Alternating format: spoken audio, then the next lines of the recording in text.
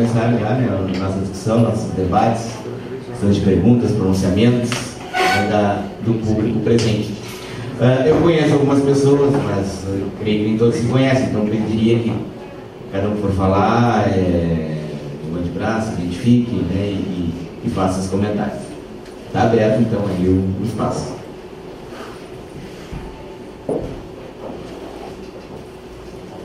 Enquanto você vai refletindo, só comentar que hoje estão voltando exatamente 2 anos para a abertura da Copa do Mundo, né, de 2014, e também à tarde aqui em Porto Alegre vai haver um ato, né, governamental no estádio Beira-Rio, né, de discussão de como anda a preparação de Porto Alegre para a Copa do Mundo, né, com a presença do ministro dos Esportes e autoridades, né, e patrocinadores e interessados aí na Copa do Mundo em Porto Alegre, a partir das 12h30, né, inclusive vai ter transmissão pela televisão, né, local aqui, ao vivo, né, TV Com aí, a partir das 12h30 vai estar transmitindo esse evento lá no Beira-Rio.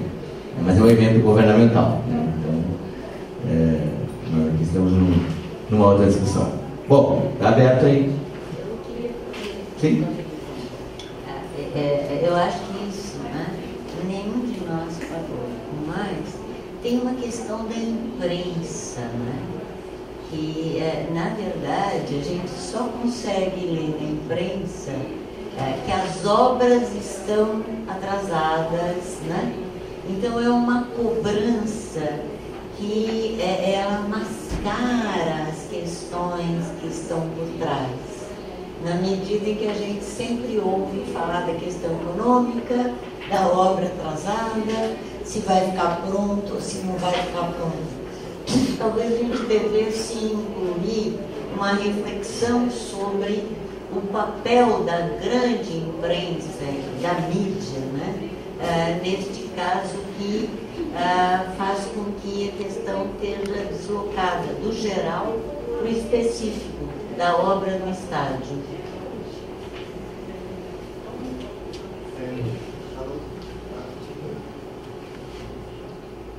Alô? Meu nome é Felipe, eu sou do Centro de Assessoria e Estudos Urbanos Cidade. Eu queria pegar um pouco dessa coisa que o Raul falou sobre o papel das empreiteiras na economia nacional, digamos assim, e da violência que é promovida pelo trabalho na construção civil. Eu já tive conversa com o pessoal do Ministério das Cidades que admitiu, assim, na verdade não admitiu, falou espontaneamente. Minha Casa Minha Vida é uma tremenda transferência de dinheiro público para empresas privadas. Eu acho que isso, na verdade, é uma coisa mais grave que tem continuidade nessa coisa dos mega-eventos, né? E, bom, outro assunto que eu acho interessante abordar, assim, a gente tem algumas críticas a como está sendo feito pela Prefeitura de Porto Alegre a neutralização dos movimentos contra a realização dos mega-eventos aqui em Porto Alegre, né? E a gente percebeu algumas irregularidades de ação, digamos assim, da Prefeitura, com todo respeito, assim, aos companheiros que trabalham na Prefeitura, tenho amigos que trabalham na Prefeitura, mas essas denúncias são necessárias, assim. Então a gente vê, por exemplo, que está sendo colocado associações comunitárias contra associações comunitárias, colocando povo contra povo, essa coisa de duvidosa, que a gente não sabe exatamente como falar, mas fornecimento de salários para lideranças comunitárias para neutralizar, quer dizer, a partir do momento que a base material da vida da liderança depende de um salário da prefeitura, que é sempre muito bem-vindo, o salário, uma complementação de renda e tal, a gente entende isso. Qualquer contestação passa a ameaçar a base material da vida da liderança, e isso neutraliza essa liderança de contestação. Então, essa é uma coisa muito grave, digamos assim. Uma segunda coisa é a utilização da espera como um meio de neutralizar qualquer ação de contestação também.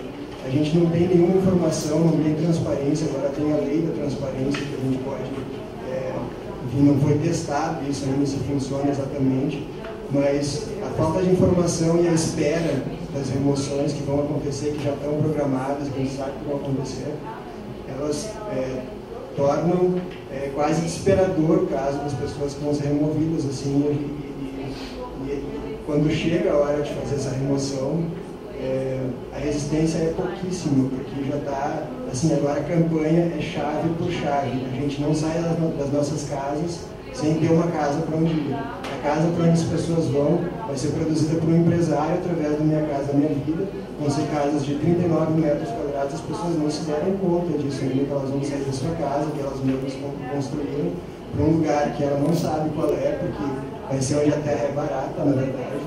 Vai ser na periferia, nas franjas, onde se concentram os setores subalternos da cidade, os trabalhadores, e vai ser lá que eles vão morar, muito provavelmente, numa casa muito pequena, tendo que pagar condomínio, nos casos, como já está acontecendo num empreendimento que a gente considera assim, muito emblemático, até pelo nome, que chama Repouso do Guerreiro, que é do pessoal do Movimento Nacional pela Moradia aqui, em que foram removidas muitas pessoas de áreas mais centrais para Restinga, que é um bairro super afastado, e tendo que pagar R$200 de condomínio e mais a prestação, que é um absurdo, as pessoas não vão sair do lugar. Então isso, a inadimplência já está acontecendo. Teria várias outras coisas, a gente inclusive produziu um texto sobre isso, do Cidade, da ONG Cidade, que fala sobre essas regularidades de ação que não acontecem só em Porto Alegre, na verdade, que são essas regularidades que neutralizam as resistências a partir da ação da prefeitura. Né? Então é isso, obrigado. Bom dia, eu sou a Lucimar, sou geógrafa, estou desenvolvendo um trabalho no Observatório das Metrópoles, aqui no núcleo de Porto Alegre. Eu sou representante também da AGB, no Fórum Estadual de Reforma Urbana do Fórum Sul. E trocamos algumas ideias também no Fórum Nacional de Reforma Urbana. Fiquei muito feliz de ver as 3 explanações, porque eu tenho acompanhado nesses últimos anos essa questão da Copa, através dos comitês, acompanhando algumas comunidades também que são atingidas pelas obras do aeroporto. Né? E dessa vez teve uma síntese de todas as escalas, articulações de escalas de como é que, através das falas de vocês aqui. Então, eu tenho 3 colocações aqui. A primeira que eu fiquei, assim, a gente leva um susto, né? A gente vai olhando ali, estado de exceção, estado de emergência, militarização, papel das empreiteiras, o futuro liberal e de direita do país, do Brasil. Isso me lembrou, fiz um link com uma fala de uma liderança nacional, o GG, que esteve aqui há pouco tempo, né? E ele falando, a ditadura não está morta no Brasil. Aí a gente fica apavorado, né? No cenário político e econômico, o que a gente vai imaginar e está sendo construído aqui no país.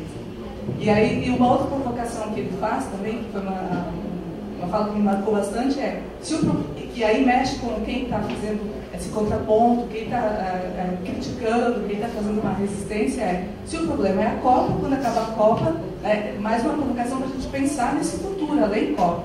Então, se o problema é a Copa, como muitos movimentos têm se colocado contra a Copa, então, quando acabar a Copa, acabaram os seus problemas. Então, na verdade, ele faz isso como uma provocação, que essa resistência tem que ter assim, um posicionamento além Copa, além obras da Copa também. Aí, para o Zibek, eu lembrei, Zibek, de uma entrevista sua que eu vi na internet. Tá. Nós somos 99% dominados por uma, certo?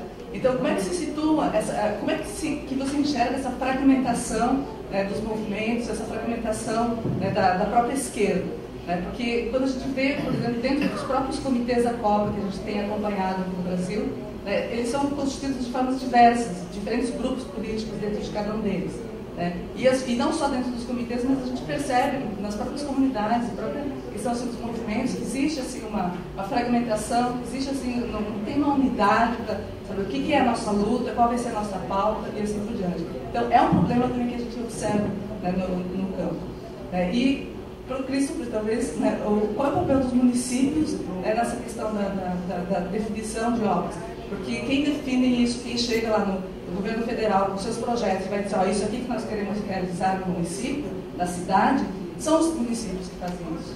Então, como é que se coloca então, essa questão de responsabilidades? Bom, o governo brasileiro, né, disponibilizou verbas, tem projetos, tem Minha Casa Minha Vida, tem PAC, né, tem uma série de outras flexibilizações. Mas são os municípios que escolhem as obras, certo? Então, mais para discutir essa questão de escala, a gente está fazendo escala também. Obrigada. Vai, por favor.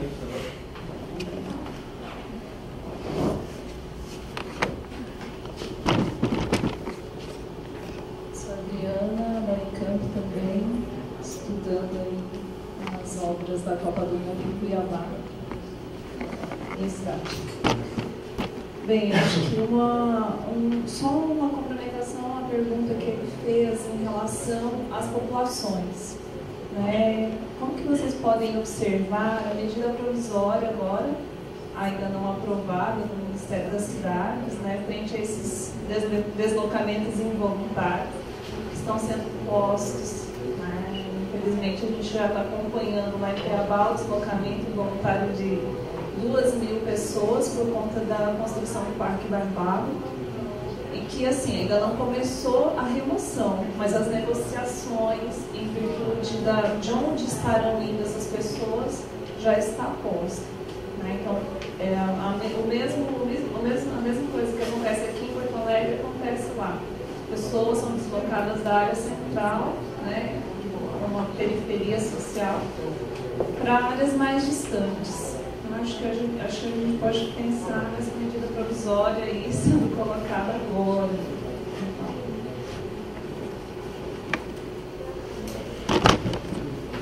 Eu queria fazer uma questão rápida aqui. Meu nome é Roseta, eu sou do Grupo Porto Alegre do Observatório das Metrópoles também, e sou da Fundação de Autonomia e Estatística. Uma questão importante que eu acho que a Beth colocou e que perpassa todas as outras colocações é a questão da cidade como construção social. Né? O que me faz pensar é que essa construção social, ela é, na sua essência, conflitiva. Ela é o próprio conflito. Porque nós estamos vendo isso, esta cidade da Copa é a cidade que a construção social vencedora está produzindo. Então eu acho que nós temos que retornar um pouco à questão do que significa realmente uma relação social, uma construção, quais são os interesses que estão em jogo. Porque quando a gente diz isso, e eu acho que de um lado, nós temos as construtoras e tudo aquilo que as construtoras representam, né? Genericamente falando, o capital. Mas o Estado, entendeu, tem posição nisso. E o Estado que nós estamos vivendo no Brasil, diante de todas essas medidas de exceção, não vamos esquecer, é um Estado democrático popular. É a esquerda que está no poder. É a esquerda que venceu a correlação de forças. E é uma esquerda falsa. Porque, na verdade, quem colocou essa situação para o Brasil não foi o povo. Foi o poder. E é o poder popular. Então, eu quero chamar a atenção que a gente tem que viver sempre com esta questão da autocrítica muito presente. O que é, não só o que é participação, mas que tipo de participação e qual a crítica que se pode fazer a essa participação. Porque eu fico abismada.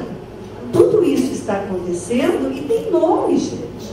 O governo Lula foi e negociou com a FIFA, foi e negociou em nome do Brasil. E o Brasil ficou feliz. E a imprensa passou a revalorizar mais esse governo, porque este governo, ao fim e ao cabo, neoliberalizou mais este governo. Então, eu acho que nós temos que colocar as coisas mais concretamente. Primeiro, a luta da cidade, a cidade é construída numa correlação de forças. E nessa correlação de forças, nós sabemos quem está sendo o vencedor. Nós temos uma imprensa nacional e mundial, pelas webs, por tudo, que ideologiza as relações e diz, olha, agora nós estamos bem, entendeu? E nós estamos, paradoxalmente, voltando a um Estado militarizado. Então, eu acho que nós estamos num momento de paradoxo, no meu ponto de vista. Eu, pessoalmente, não estou entendendo o que está acontecendo, entendeu? Porque nós acabamos com a ditadura militar, nós acabamos com o Estado militarizado, mas ele está de volta com o nosso aval. Nós aplaudimos as câmeras de segurança, nós queremos colocar nas nossas casas, nos nossos edifícios, na nossa rua. Nós achamos ótimo que os militares estejam subindo os morros, entendeu? É a paz social. Então, eu acho que nós estamos vivendo um momento de muitos paradoxos, que eu não sei para onde que a coisa realmente vai.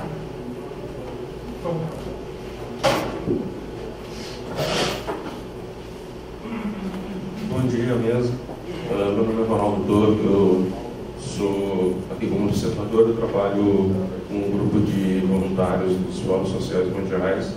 Então, nosso trabalho é justamente ser observador como sociedade civil. Queria sair um pouquinho dessa pauta que está virando política aqui e falar sobre realmente o que nós podemos fazer. Então, eu queria perguntar a todos da mesa como nós podemos buscar um financiamento paralelo para financiar esses eventos, já que, como eu trabalho como coordenador nos eventos de voluntariado, a gente fica pulando de mesa em mesa com os comitês de direita e esquerda, digamos assim. Então fica difícil para conseguir fazer um trabalho como voluntário, já que o Christopher falou que eu também discordo que o voluntário tem que ser pago. Tá? Eu sou a favor, mesmo que seja alguma coisa que o voluntário tenha um respaldo para ter uma dignidade de trabalho, coisa que falta no meu trabalho. E queria saber como buscar, já que vai ter esse conflito da sociedade civil com o governo, né? Porque tu vai fazer um trabalho que vai estar, a militarização do que você falou, nós vamos estar sendo vigiados, mesmo sendo um trabalho civil. E como buscar para mudar isso, né? Como criar um comitê de observadores para esses eventos, né? Através de nós, a sociedade civil. Nós que não somos esquerda nem direita, nós somos cidadãos e queremos que os eventos tragam um diálogo para mudar essa realidade nossa aí.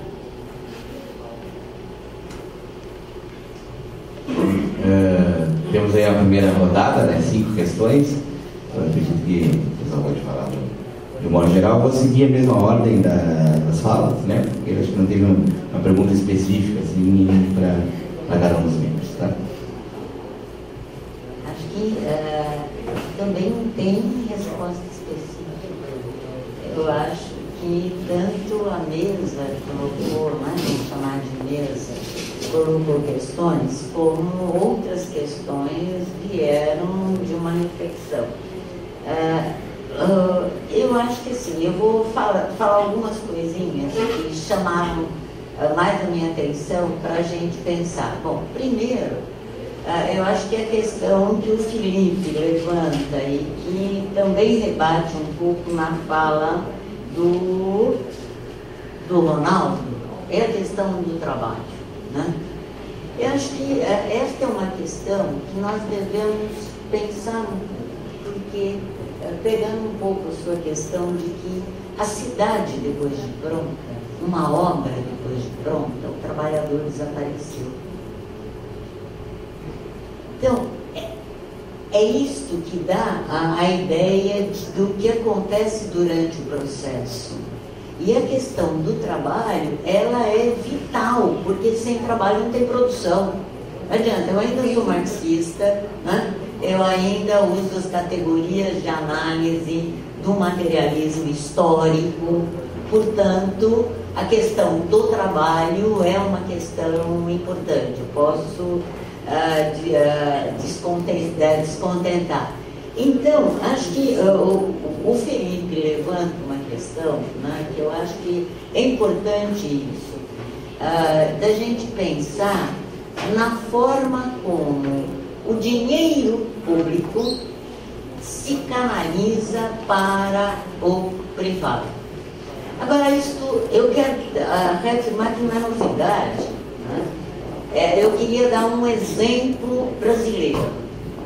Quando em 64 se implantou o BNH, Banco Nacional de Habitação, quando em 67 se instituiu o FGTS, o Fundo de Garantia por Tempo de Serviço, se mudou as relações de trabalho neste país, que permanecem até hoje. Pelo que a gente tem debatido, é muito difícil acabar com a instituição FGTS. E o que foi a instituição FGTS? Foi retirar do trabalhador a estabilidade no emprego, e o Estado passa a utilizar esse dinheiro para o financiamento do urbano. Então, a situação de militarização permanece. Ela começa lá e ela não mudou. Portanto, o recurso de Minha Casa Minha Vida, recurso do BNDES, ele segue a uma lógica que eu vou sintetizar com uma frase: o sucesso do modo de produção capitalista pelo neoliberalismo. Então, essas questões todas que nós estamos vendo, para mim, ela marca muito esse sucesso do modo de produção capitalista, da acumulação de capital por via do neoliberalismo. Então ficam algumas coisas assim muito, né, que o nosso papel fica muito difícil, mas ao mesmo tempo eu acho que nós não devemos deixar de lado o papel de poder fazer essa denúncia. E uma outra coisa é de como a imprensa ajuda a neutralizar as lutas. Eu acho, por isso que eu terminei dizendo que acho que o que nós podemos fazer é criminalizar esse processo. Assim como os movimentos são criminalizados, eu acho que nós temos que partir para a ofensiva. É criminalizar criminalizar as remoções, criminalizar de uma maneira que fique clara que são direitos conquistados que estão sendo expoliados, né? A acumulação por despossessão, como foi dito. Então, acho que é um pouco por aí para pensar. E aí, numa outra questão, nós vivemos um Estado capitalista. Estado capitalista não tem alternância de governo. Por mais boa vontade ou má vontade que tenha um governo, o Estado continua sendo capitalista. Ele pode alterar atendimento numa determinada faixa, numa outra faixa, né? Se a gente pensar nos 16, né? 16, 20 anos dos últimos governos, tem alternância. Tem alternância da ênfase, mas o Estado continua sendo capitalista. Então, é um pouco por aí para pensar essa questão assim, aonde está a esquerda? Eu tenho dito que a esquerda tenta salvar o capitalismo.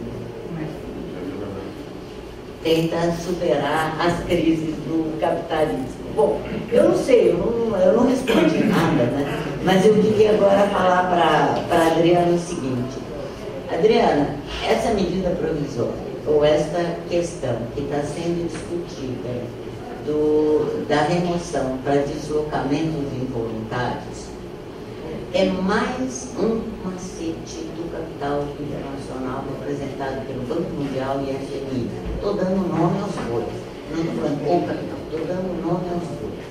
Porque se você fala em deslocamento involuntário, ora, como é que o povo vai se tornar e vai se colocar contra essas medidas de exceção? Deslocamento involuntário. Percebe? Então, é quase um acidente do percurso. Aí, assim, uma convocação a todos que entrem no Ministério da Cidade, está lá para consulta pública esta definição, e que todos os que puderem vão lá e deem a sua opinião e coloquem, pelo menos em relação ao deslocamento involuntário, que é uma forma de minar as resistências.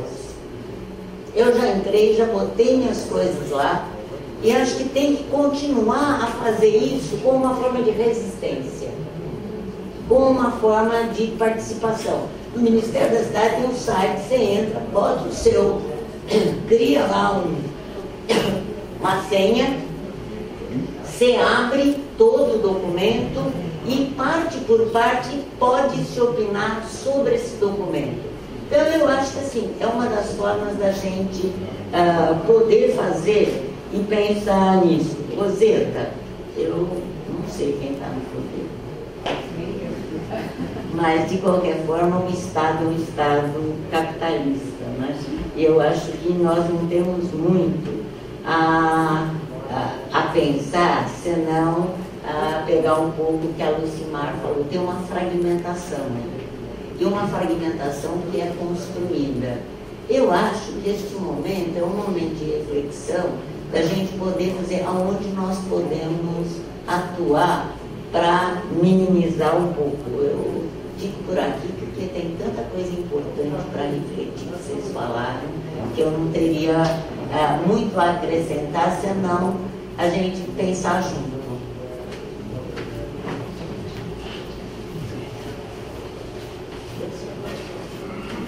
Bom, vou responder um dado para o Felipe, a minha coisa de Minha Casa Minha Vida. Eu falei uma coisa semana passada sobre o orçamento, a relação entre o orçamento entre Minha Casa Minha Vida e a Vila Olímpica, que está sendo construída para Cavalho Baixo.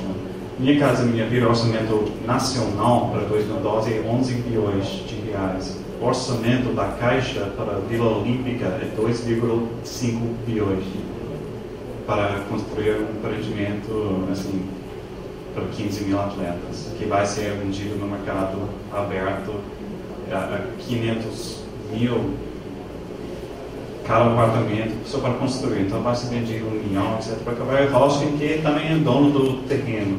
Então é uma transferência direta de qualquer forma. Minha Casa Minha Vida talvez seja uma coisa menor dessa coisa. De 30 e poucos bilhões de reais para começar. São cifras fantásticas que acontecem, não só aqui no Brasil, mas nos Estados Unidos, na Alemanha, China, qualquer parte do mundo. Isso não é chocante, mas não é surpreendente. Geralmente tem uma falta de informação. Ninguém sabe, todo mundo sabe que vai precisar de atletas, mas ninguém sabe as condições em quais foram dadas a terreno para Cavalho Rocha, como Cavalho Rocha ganhou a coisa, quando vai se receber, etc. Uma coisa como o Porto Olímpico, um projeto Porto Olímpico que tinha o concurso revogado a semana passada por conflito de interesses, porque o filho do Carioca ganhou o concurso com apelo de IAB, etc. Então tem esses conflitos de interesses. Nesse caso de Porto Olímpico, agredou os gringos que queriam o contrato. Então eles partiram para a justiça tinha uma intervenção e revogou o concurso que teve que ser feito de uma coisa multibilionária também, que tinha um concurso internacional que fica lutando nessas mesquinhezas do poder público do Rio de Janeiro. Então esse é o papel dos municípios também, porque o município deveria ter um projeto da cidade. O plano diretor da cidade deveria não ser vetado para a chegada de um mega evento. Então, para recomeçar, para falar no projeto dos mega eventos, elas estão indo agora onde não tem democracias, não tem instituições democráticas fortes. África do Sul, Brasil, Rússia, Catar, a Olimpíada, a próxima Olimpíada provavelmente vai ir para a África do Sul de novo. Então eles estão lutando onde podem fazer negócios mais facilmente, onde tem também valor para ser o sanguessuga das empresas internacionais que podem ir e retirar valor da maneira mais rápida possível. Mas para começar a reformar esse processo, deve ser uma lei internacional, não ser global, que uma cidade não pode sediar um mega evento se não tiver um projeto de 30 anos de organização que inclui um mega evento. Então, vamos projetar aqui há 30 anos, vamos incluir um estádio, uma cidade olímpica, que conforme com o projeto de cidade. Em vez de o mega evento chegar e alterar totalmente o projeto, o plano diretor de cidade, que efetivamente aconteceu no Brasil. Então, sem uma reforma básica das estruturas do mega evento, não vai acontecer nada. O mega evento vai rolar para outro lugar e deixar nada para onde passar. E essa faz também um parte de monitoramento. Temos que ter forças coletivas para monitorar trabalho informal, trabalho escravo, mas não existe. É difícil para movimentos sociais no momento político passivo para se articular nesse sentido. Tem a passividade tremenda. É muito mais fácil botar 40 mil pessoas no estádio para ver um jogo de futebol de colocar 40 mil pessoas para lutar pelo direito comum. Talvez não sempre fosse assim. Não sei, mas piorou. Acho que piorou. Está piorando porque gente que essa coisa de esquerda e a direita, colocar uma geladeira na mão numa casa onde 20 anos atrás nem tinha eletricidade, resolveu o problema. Agora temos geladeira. Agora quero carro. Agora quero viagem na Fernando de Noronha. Agora quero ir a Disneylandia. Agora quero tudo. Então tudo, as cidades são voltadas. Estamos esvaziando o nosso direito à cidade mesmo. Então, nossos direitos todos são voltados para o mercado. Então, agora, o pior caso disso é a zona portuária no Rio de Janeiro, onde foi privatizado com o PPP, com o Odebrecht, a OAS, para 5 milhões de metros quadrados serão privatizados, os serviços também privatizados.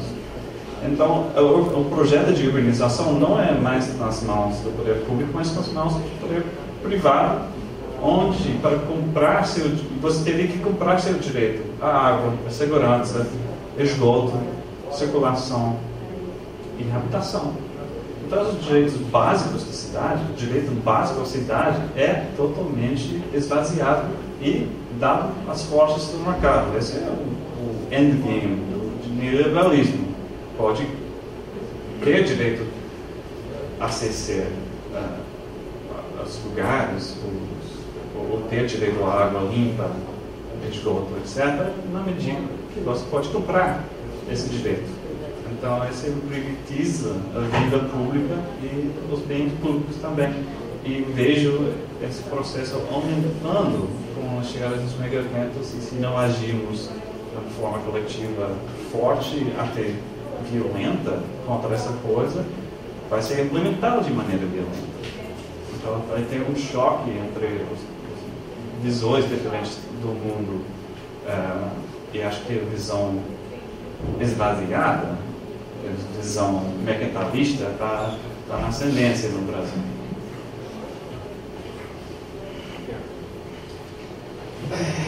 Nos anos 70, se você falava contra a ditadura, o risco era ir à cadeia.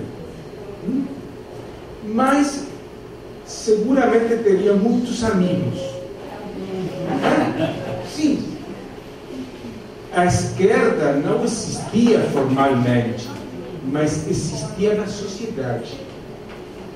Hoje, se você fala contra a Copa, não vai à cadeia, mas está completamente isolado. Porque a esquerda socialmente não existe. Hoje, até o senhor Gerdau é a esquerda. Os empreiteiros, Marcelo Odebrecht, é a esquerda.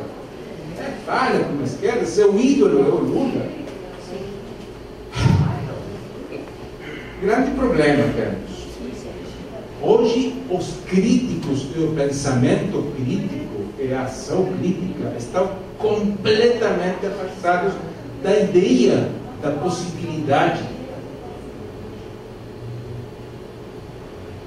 É verdade que o 1% domina o mundo, mas não é verdade que o 99% tem interesses comuns. Esse 99% tem duas partes. Esse isolamento do que falava é uma construção política e cultural dos anos 90. O consenso Fernando Henrique Lula, porque é um consenso, eles podem falar, não só o Brasil, não toda a América Latina existe esse consenso, com nomes diferentes. Pode falar do consenso PSOE, Zapatero, Rajoy, na Espanha. É a mesma coisa. Nos temas fundamentais são a mesma coisa. Uno parece ultra falando dessa forma, não? Mas não é assim, não sou ultra. Mas a realidade é assim. Coisa é o 99%. O Chico de Oliveira, um dos grandes intelectuais do Brasil, para mim, e do mundo, fala de que uma característica deste consenso é o afastamento do conflito. Se você afasta o conflito, você não pode compreender nada. Porque o conflito é constituinte da sociedade, não somente da cidade. Sem conflito não existe sociedade. Conflito não é violência. Eles agora acreditam que conflito é terrorismo. Não. Conflito é disputa de interesses.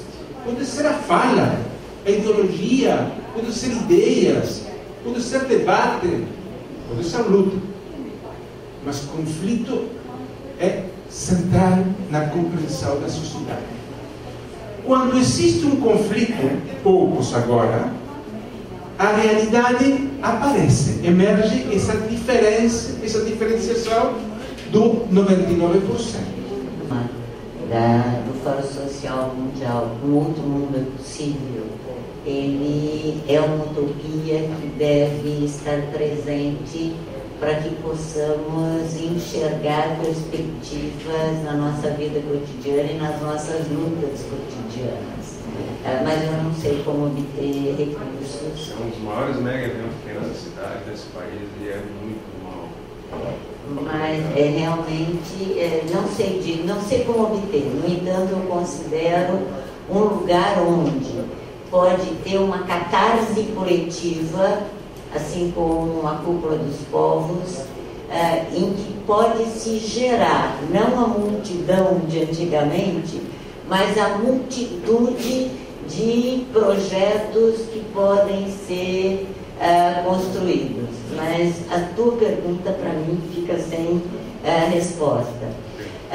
Por outro lado, eu queria dizer o seguinte: a Cúpula dos Povos, ela me lembra muito o Fórum Global das ONGs e movimentos sociais há 20 anos atrás, em que nós, eu estava presente, geramos 39 tratados que colocavam em pauta não o desenvolvimento sustentável, mas a sociedade sustentável.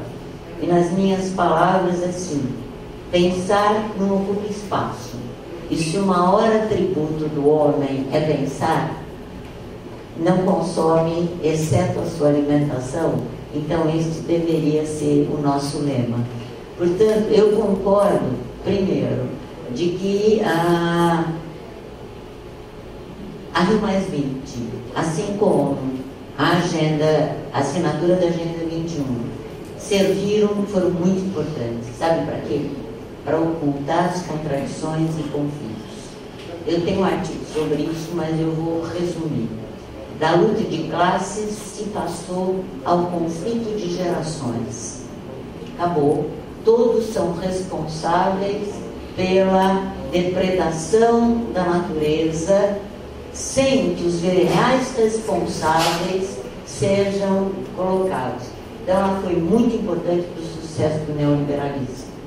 O Banco Mundial e o FMI agradecem, né? E acho que a Cúpula dos Povos é um contraponto, assim como nós, no Aterro da Glória, há 20 anos atrás.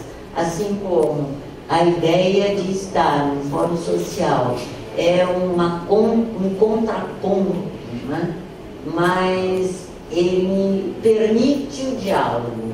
Para onde ele vai, eu realmente tenho dúvidas do que se pode levar disso, porque os debates consistentes, mesmo na Cúpula dos Povos, aqueles que se colocam contrários analiticamente a considerar que não existe desenvolvimento sustentável e não existe sustentabilidade, não são ouvidos, porque existe um interesse. E aí, para complementar a tua pergunta, existe um interesse. Se você não fala exatamente o que quer ouvir, você nunca vai achar recursos para participar desse outro evento. Bom, eu acho que assim, muito elucidativa, muito importante. Eu não tenho um monte de coisa aqui e vamos continuar conversando, porque isso é o que o Mega Event está nos propiciando,